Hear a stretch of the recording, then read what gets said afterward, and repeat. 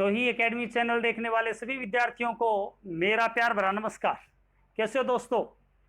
आज आधुनिक संज्ञानवाद लेके आपके सामने उपस्थित हुआ हूं और आधुनिक संज्ञानवाद के अंदर तीन विद्वान हैं दोस्तों, ऊसवेल, ग्रूनर और बांडुरा। डेविड ऊसवेल जो है उनके बारे में सबसे पहले पढ़ेंगे। और जो आधुनिक संज्ञानवाद क्या किसे कहते हैं, संज्ञानवाद किसे कहते हैं? पुराने ज्ञान के भंडार को संज्ञानवाद कहते हैं, क्या बोलते हैं? और आधुनिक संज्ञानवाद किसे कहते हैं? तत्परता के आधार पे पुराने ज्ञान के साथ जब नवीन ज्ञान आत्मसात्करण कर लेता है बालक, तो उसे क्या बोलते हैं? नवीन आधुनिक संज्ञानवाद कहते हैं। तो जो डेविड ऊसवेल है वो इसके प्रबल समर्थक विद्वान है। और डेविड ऊसवेल क्या कहते हैं उनके बारे में बात करते हैं। वो कहते हैं कि बालक कैसे सीखता है, और बालक जब सीखता है तो उसके साथ क्या होता है, क्या घटना घटती है। पुराने ज्ञान के साथ अपनी मानसिक अनुभूतियों के द्वारा जब नए ज्ञान को जोड़ता है तो उसे कहते हैं आत्मसात्करण।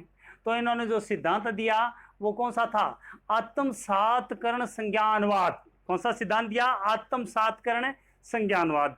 अब इन्होंने जो आत्मसात्करण जो था उसको कितने भागों में बांटा? 4 भागों के अंदर। हालांकि उन्होंने जो सिद्धांत दिए उसके भी 4 भाग हैं, लेकिन ऊसवेल ने जो आत्मसात्करण जो था, आत्मसात विधि थी, उसके कितने भाग बांटे? 4 भाग है।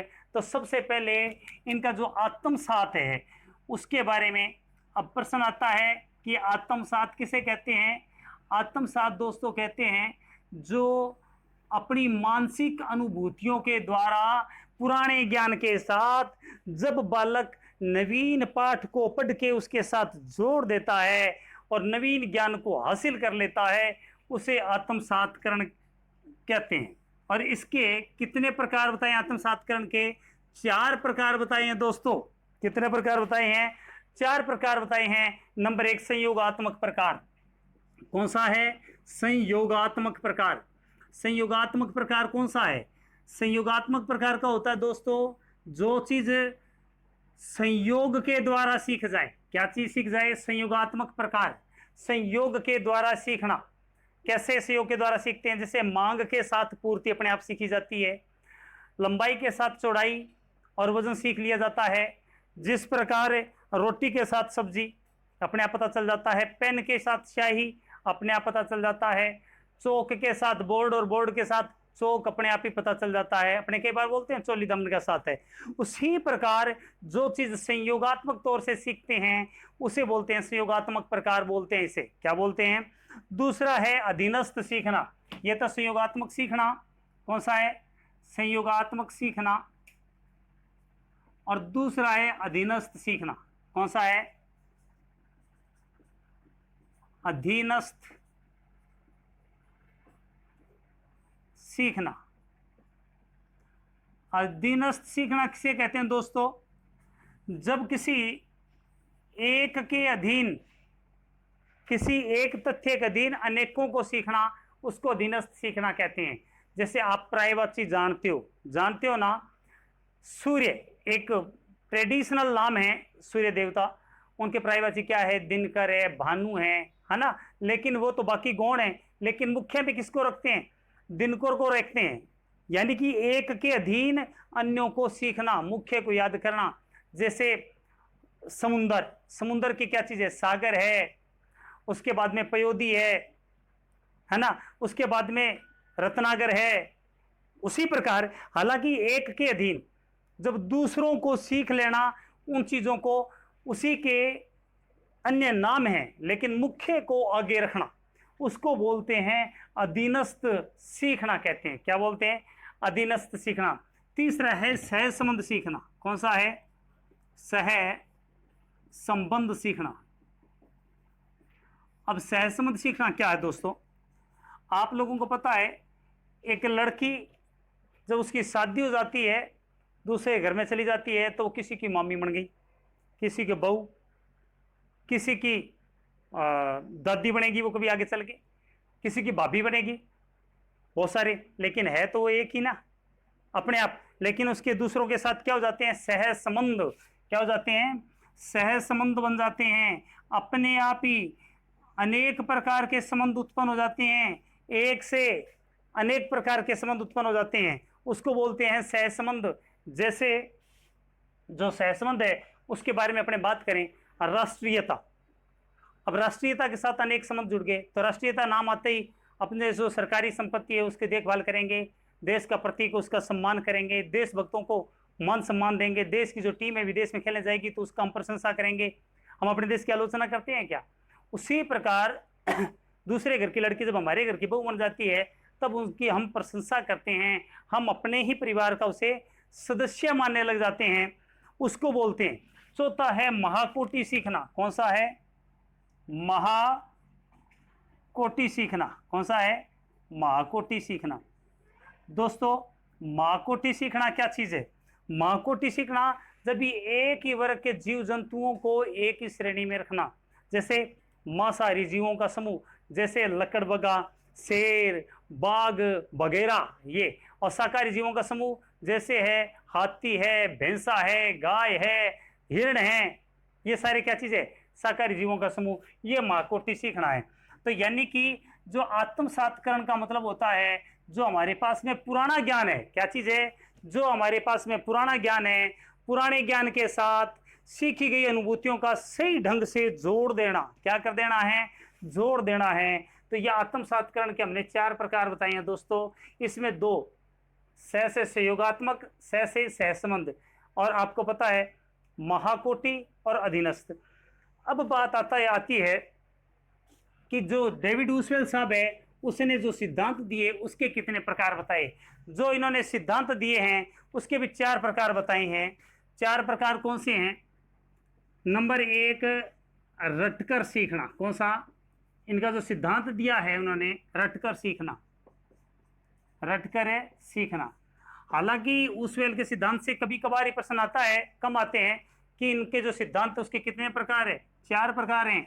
आत्मसातकरण के बारे में पूछा जा सकता है, ठीक है, इनके सिद्धांत का नाम पूछा जा सकता है, आत्मसात अधिगम। आत्मसात संज्ञानात्मक अधिगम का सिद्धांत किसका है? तो डेविड ऊसवेल का है। इनके कितने प्रकार? रटकर। रटकर जो बालक सीखता है वो प्राइमरी स्टेज के अंदर होता है। कब होता है? प्राइमरी स्टेज के अंदर, जब पहली क्लास दूसरी क्लास में जब बारखड़ी रट्टा मारता है, उसके बाद में वो कह गए उनको रट्टा मारता है, उसको बोलते हैं रटकर सीखना। दूसरा है अर्थपूर्ण तरीके से सीखना। कौन सा? अर्थपूर्ण तरीके से सीखना। दोस्तों अर्थपूर्ण तरीका कौन सा है? अर्थपूर्ण तरीके से सीखना। अर्थपूर्ण तरीका कौन सा है? जब बालक मानसिक तौर से किसी ज्ञान को धारण करने के लिए तत्पर है, जब किसी ज्ञान को मानसिक तौर से किसी ज्ञान को आत्मसात करने के लिए तत्पर है। अर्थपूर्ण विषय तथा अर्थपूर्ण सीखने की मानसिक तत्परता यदि दोनों एक हो जाते हैं, क्या हो जाती है? मानसिकता और तत्परता। कौन सी? मानसिकता, यानी किसी व्यक्ति की मानसिकता और उसकी तत्परता जब एक हो जाते हैं तो क्या हो जाता है? व्यक्ति अर्थपूर्ण तरीके से सीखता है। अब अर्थपूर्ण तरीके से कैसे सीखता है? अपने रट्टा मारा एक चीज को, एक अब कहा कि बताइए भाई गरीबी को खत्म कैसे करें, तो अपने मन से उस चीज का अर्थ निकाला और गरीबी क्यों फैलती है अपने तरह से लिख के और दे दिया। एक तो रट्टा मारना और एक अर्थपूर्ण तरीके से सीखना, दोनों के अंदर अंतर है। उसके बाद में है अभिग्रहण करके सीखना। कौन सा है? अभिग्रहण करके सीखना। दोस्तों अभिग्रहण क्या है? जब बालक इंद्रियों के द्वारा आंख, नाक, कान, जीभ और त्वचा, आंख, नाक, कान, जीभ और त्वचा, इनके द्वारा जब ग्रहण करता है ज्ञान को, सुनकर, देखकर और लिखकर किसी ज्ञान को धारण करता है तो उसे क्या बोलते हैं? अभिग्रहण करके सीखना। और तीसरा, चौथा है अन्वेषण। कौन सा है? अन्वेषण सीखना। अन्वेषण सीखना। अन्वेषण सीखना क्या है दोस्तों? जब ज्ञान सीख रहे हैं और अचानक नया ज्ञान सामने आ जाए, नए नियम की खोज हो जाए, प्रश्न आ जाए, शून्य विज्ञान आंदोलन कब हुआ? सभी को पता 1930 को हुआ। लेकिन यदि ये प्रश्न आ जाए कि शून्य विज्ञान आंदोलन ने भारतीय राजनीति को कैसे प्रभावित किया, महिलाओं के योगदान को किस प्रकार आंदोलन के साथ जोड़ दिया, यदि ये प्रश्न आ जाए, दोनों में अंतर है। एक तो रट्टा मार दिया, और दूसरी बात, रट्टा मारने के बाद में बहुत सारे फैक्ट्स हमारे पास में याद हो गए, और हमने नए नीति नए नियम को जब इजाद कर लिया, नए तरीके से बता दिया। अब सीधी सी बात है, 1930 के अंदर भारत के अंदर गरीबी कितना परसेंट आसानी से बता देंगे, आंकड़े निकालेंगे।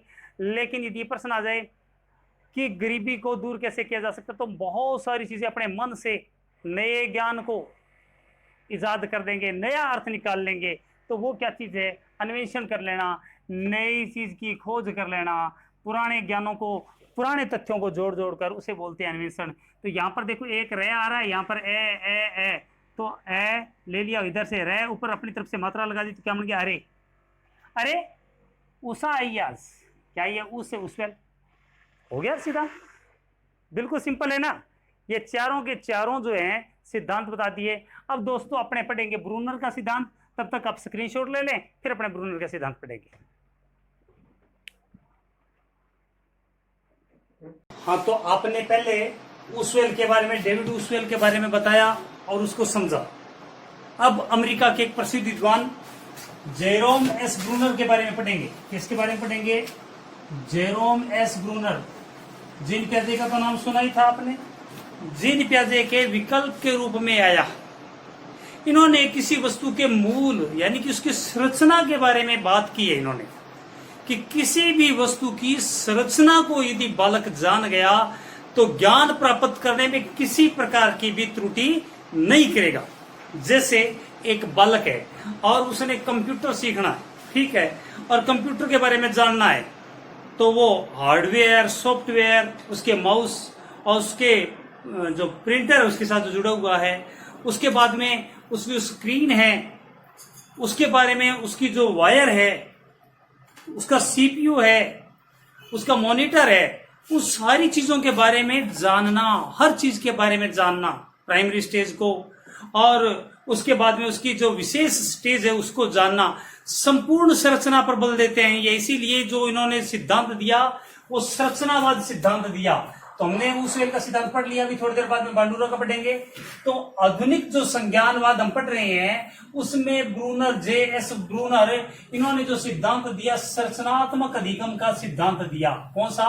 संरचनात्मक अधिगम। वैसे सीधा याद है, संरचना का सिद्धांत किसका है? तो विलियम वुंट का। तो यहां पर क्या चीज है? संरचनात्मक अधिगम है, और संरचनात्मक अधिगम ब्रूनर। तो यानी कि बुरे आदमी जो अधिगम की संरचना है वो सीख नहीं सकते। तो क्या परिभाषा है? स्वयं के लिए ज्ञान इकट्ठा करना। जो आदमी पूरी संरचना को जान के स्वयं के लिए ज्ञान इकट्ठा करता है उसे क्या बोलते हैं? संरचनात्मक अधिगम कहते हैं। ये कहता है कि वातावरण से समायोजन, किसे? वातावरण के साथ शानदार तरीके से संयोजन करने के कारण ही ज्ञान की प्राप्ति होती है, और भविष्य में त्रुटि होने की गुंजाइश बहुत कम रहती है। उसके बाद में कहते हैं किसी भी वस्तु के बारे में पूर्ण जानकारी देना ताकि भविष्य में कोई गलती न कर सके। यानी कि जो बालक है उसको पूरी जानकारी प्रदान करना ताकि वो भविष्य में कोई भी गलती ना करे। उदाहरण के तौर पे, एक तो मैंने आपको कंप्यूटर वाला उदाहरण दे दिया ना। अब दूसरा, मान लो कोई बालक है और उसको सब्जी बनाना सिखाना है, तो आपने बता दिया भी नमक कितना डलेगा, लेकिन उसको यदि आपने मिर्च डालना नहीं बताया तो हम बताएंगे कि सबसे पहले एक कढ़ाई लेंगे, उसके अंदर तेल डालेंगे, फिर उसको गर्म करेंगे, फिर जीरा डालेंगे, फिर क्या चीज डालेंगे, फिर मसाला। यानी कि हर चीज के बारे में उसको बताएंगे। इतने लोगों का भोजन बनाना है तो ऐसे बनाना है, प्रत्येक चीज उसको बताएंगे ना, हर चीज को उसको पूरी तरह से उसको बताएंगे। तो यहाँ पर कोई भी उदाहरण ले सकते हो, जैसे सब्जी बनाने वाला, कंप्यूटर के बारे में जो आपको बताया वो उदाहरण आप ले सकते हो। अब सीखने के लिए 4 बातों पर बल दिया इन्होंने। किसने? ब्रूनर ने कहा है कि 4 बातें मुख्य है। पहली बात इन्होंने कहा है आधारभूत सिद्धांत का ज्ञान। बालक जो है उसको बेसिक चीज, कंसेप्ट क्लियर होनी चाहिए। कोई भी चीज, हमने अभी बात की ना कि कंप्यूटर की जो बेसिक चीजें हैं, हार्डवेयर, सॉफ्टवेयर, उसकी माउस, उसकी कीबोर्ड, इन सारी चीजों बेसिक चीजें हैं उसका पता होना चाहिए। जो बालक है उसको आधारभूत सिद्धांतों का ज्ञान होना चाहिए। किसका होना चाहिए? आधारभूत सिद्धांतों का ज्ञान उसको होना चाहिए। ठीक। दूसरा क्या कह रहा है? प्राइमरी कंसेप्ट, प्राइमरी कंसेप्ट का ज्ञान भी होना चाहिए। आधारभूत सिद्धांत तो वो हो गए, और प्राइमरी कंसेप्ट का मतलब ये होता है दोस्तों कि उसको चलाना कैसे है, ऑन कैसे करना है, ऑफ कैसे करना है, कौन सी विंडो खोलनी है, ये प्राइमरी ज्ञान, सामान्य ज्ञान, कीबोर्ड को कैसे चलाना है, माउस को कैसे चलाना है, ये सारा। फिर कह रहा है तीसरी बात, सिद्धांतों का स्थायित्व, यानी कि स्थायित्व का मतलब ये अपने दिमाग में ऑर्डर क्रम में इस प्रकार ज्ञान को रखना कि उस ज्ञान को हम लंबे समय तक याद रख सके। तीसरी बात ये कह रहा है सिद्धांतों का स्थायित्व, ताकि हम ज्ञान को लंबे समय तक याद रख सकें। ये तीसरी बात आपको याद होनी चाहिए। चौथी बात, निरंतर पुनर्विचार। ये कहता है चौथी बात, ज्ञान को बार बार लगातार पुनर्विचार करते रहना चाहिए, ताकि कहीं कोई नई चीज जोड़नी है तो जोड़ दें, और जो बुरी चीज है तो उसमें संशोधन कर दें, ताकि हमारा जो हाथ साफ रहे और दिमाग भी सही रहे। ये चारों बातें हैं, उसके बारे में बताइए। पहली बात क्या बताइए? आधारभूत सिद्धांतों का ज्ञान होना चाहिए। दूसरा, प्राइमरी कंसेप्ट का ज्ञान होना चाहिए। तीसरा, सिद्धांतों का स्थायित्व, यानी कि ज्ञान लंबे समय तक याद रहे। ठीक। उसके बाद में चौथा, निरंतर पुनर्विचार। ये चार बातें होनी चाहिए किसके सिद्धांत में? ब्रूनर के सिद्धांत में दोस्तों। तो सिंपल सी बात बताइए, आधारभूत सिद्धांत का ज्ञान, बेसिक कंसेप्ट, उसके बाद में प्राइमरी ज्ञान, यानी कि शुरू में चलाना कैसे है किसी काम को, उसके बाद में तीसरा, सिद्धांतों का स्थायित्व, ताकि हमारे लंबे समय तक याद रहे। चौथी बात, जो हमने सिद्धांत पढ़ा उसका पुनर्विचार। ये चार बातें आपको पता होनी चाहिए। फिर उसके बाद में इन्होंने कहा है कि जो इन्होंने सिद्धांत बताया है, संरचनात्मक सिद्धांत, उसकी कितनी अवस्थाएं हैं? इन्होंने कितनी? 3 अवस्थाएं बताई है। पहली अवस्था 0 से 3 साल है, दूसरी अवस्था 3 से 11 साल है, और तीसरी अवस्था 11 से ऊपर। पहली कितनी है? 0 से 3 साल, 3 से 11 साल, 11 से ऊपर। 0 से यानी कि जन्म से 3, 3 से 11 साल, और तीसरी कौन सी? 11 से ऊपर। तो पहली स्टेज का नाम क्या है? संक्रियात्मक अवस्था। कौन सी अवस्था है? संक्रियात्मक अवस्था। और दूसरी अवस्था क्या है? सांकेतिक अवस्था। और तीसरी है प्रतीकात्मक अवस्था। कौन सी है? पहली संक्रियात्मक, सांकेतिक और प्रतीकात्मक। ठीक। आप लोगों को पता है पहली जो अवस्था है संक्रियात्मक अवस्था, 0 से 3 साल का जो बालक होता है उसका शारीरिक और मानसिक विकास अन्य स्टेज की तुलना में बहुत ही तेज गति से होता है। वस्तु को पकड़ना, उसके बारे में जानना, जिज्ञासा उसमें बड़ी प्रबल होती है इस अवस्था के अंदर। इसीलिए उसका शरीर में, यानी कि शारीरिक परिवर्तन ज्यादा जल्दी होता है, क्योंकि तीव्र वृद्धि होती है उसके शरीर की। तो शरीर में परिवर्तन देखने को मिलता है दोस्तों, संक्रियात्मक अवस्था। ये इन्होंने इसकी सिद्धांत की पहला जो नाम है संक्रियात्मक अवस्था। तो जिन प्याजे वाली बात मत ले लेना। यहां पर संक्रियात्मक अवस्था के बारे में कहा है कि जो बालक है उसके शारीरिक और मानसिक विकास में बड़ा ही तेज गति से परिवर्तन होता है, सीखता जल्दी है इस अवस्था के अंदर, और वो जो भौतिक वस्तुओं को इंद्रियों के द्वारा सीखता है। ये जन्म से 3 साल बताया इन्होंने।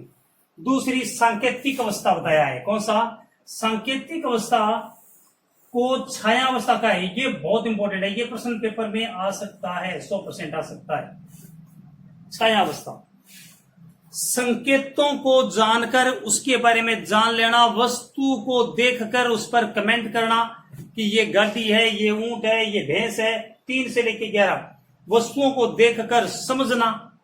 ठीक है। 2 वस्तुओं में तुलना कर देना, छोटी बड़ी में तुलना कर देना, छोटी छोटी बातों को याद रख लेना, छोटी छोटी बातों को याद रख लेना, और 2 वस्तुओं में तुलना कर देना। छाया, इसको क्यों बोला है? छायात्मक अवस्था क्यों बोला है? इसलिए बोला है कि वस्तु को, हर वस्तु की छाया होती है, उसी प्रकार वस्तु की जो छाया हमारी मेमोरी पटल के ऊपर बन गई, उसकी वस्तु की छाया, उसको संकेतों के माध्यम से मानचित्र बन गया, हमने उसके ऊपर प्रतिक्रिया दे दी, इसीलिए इसको छायावस्था कहते हैं। ये 3 से 11 साल है। संकेतिक, संकेत का मतलब संकेतों को हम समझ गए, भाई ये कूलर है तो उसका संकेत या छाया हमारे दिमाग पर बन गई ना, तो हमने फिर बता दिया। उसके बाद में प्रतीकात्मक अवस्था। प्रतीकात्मक अवस्था 11 साल से ऊपर है। प्रतीकात्मक अवस्था के अंदर बालक क्या करता है, भाषा की पकड़ मजबूत हो जाती है, और भाषा की पकड़ मजबूत हो जाएगी तो तर्क करने लग जाएगा। बच्चे को कहें कि अरे कमरे से बाहर आ जा, तू मेरे पास में आ जा, अपने ये काम करेंगे, उसके पास है भाषा है और शब्द है, तो वो क्या कहेगा, बहाने मारेगा ना, तर्क करने लग जाएगा। नहीं नहीं मैं पढ़ रहा हूं, मैं टीवी देख रहा हूं, तो क्या करने लग जाएगा, वो तर्क करने लग जाएगा। तो यहां पर क्या चीज, ये अवस्था कब शुरू हो जाती है, 11 साल से ऊपर होते ही, 11 साल से ऊपर ही होते हुए बालक किस ऊपर होते ही क्या कह देते हैं, बेटा पानी लाना, तो दूसरा एक बहन भाई को क्या बोलेगा, अरे तेरे को क्या पानी लाने के लिए। ये बात भी इसी अवस्था के अंदर होती है, 11 साल से ऊपर, यानी कि प्रतीकात्मक प्रतीक जो हैं उनके ऊपर देखकर और तर्क करने लग जाना, प्रतीकों के माध्यम से बात करना, क्योंकि उसकी भाषा मजबूत हो गई है, लिखना बोलना पढ़ना पूरी तरह से सीख गया है, इसीलिए प्रतीकों का प्रयोग करने लग गया है, तो 11 साल से ऊपर। तो दोस्तों एक तरह से जीन पियाजे के अल्टरनेट के तौर पे आए थे ब्रूनर, J.S. ब्रूनर, और जो इनके सिद्धांत है उसकी 3 अवस्थाएं हैं, वो 3 अवस्थाएं क्रियात्मक, सांकेतिक और तीसरी प्रतीकात्मक अवस्थाओं के बारे में बताया। अब अपने बात करते हैं बांडुरा का सिद्धांत। कौन सा सिद्धांत की बात करते हैं, बांडुरा के सिद्धांत की बात करेंगे। एक बार आप स्क्रीनशॉट ले लें।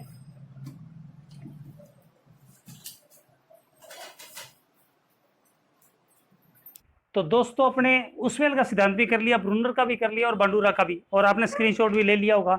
अच्छा ये बताने से पहले बता दूं, कल मैं 8 बजे आपका टेस्ट लूंगा अधिगम का।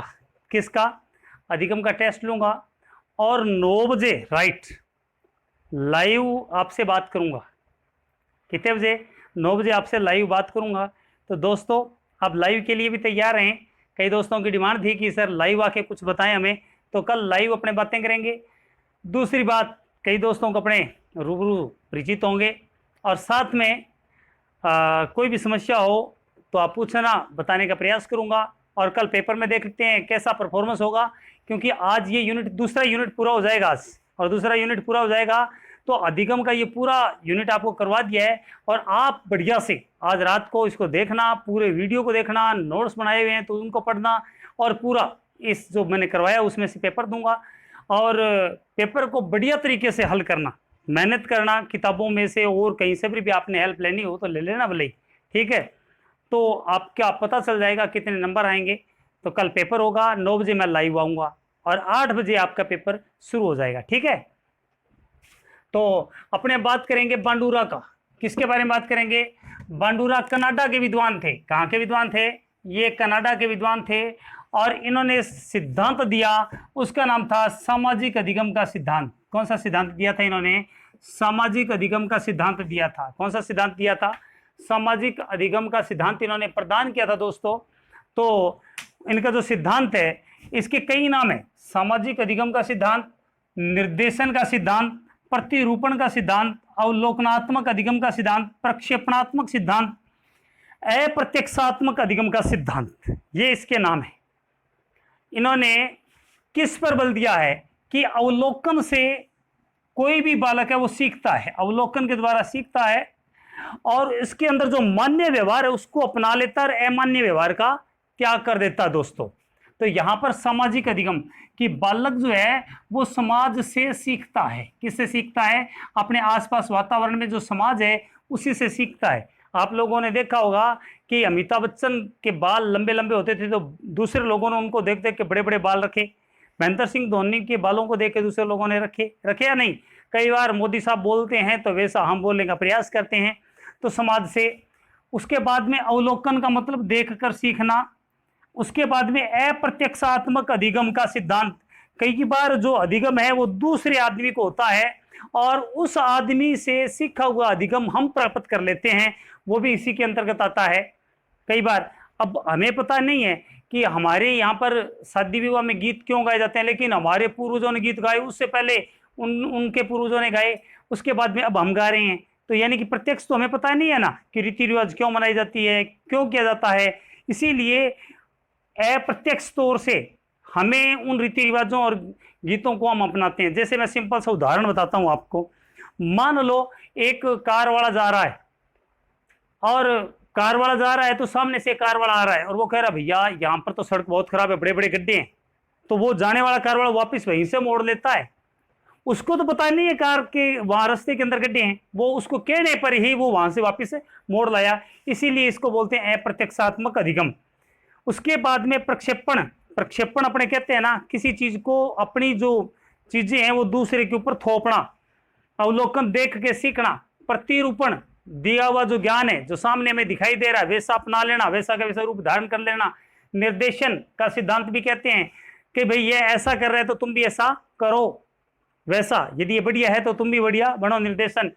समाज से अपनाते हैं, तो यहाँ पर अवलोकन में जो चीज मान्य व्यवहार है उसको धारण कर लेना। कभी भी आदमी गुंडा बनना चाहता है क्या? अपराधी बनवाना चाहता है क्या अपने बच्चे को?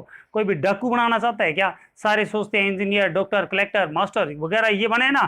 तो यानी कि समाज में मान्य व्यवहार वाले को, धारणा को स्वीकार करना और अमान्य व्यवहार का त्याग कर देना।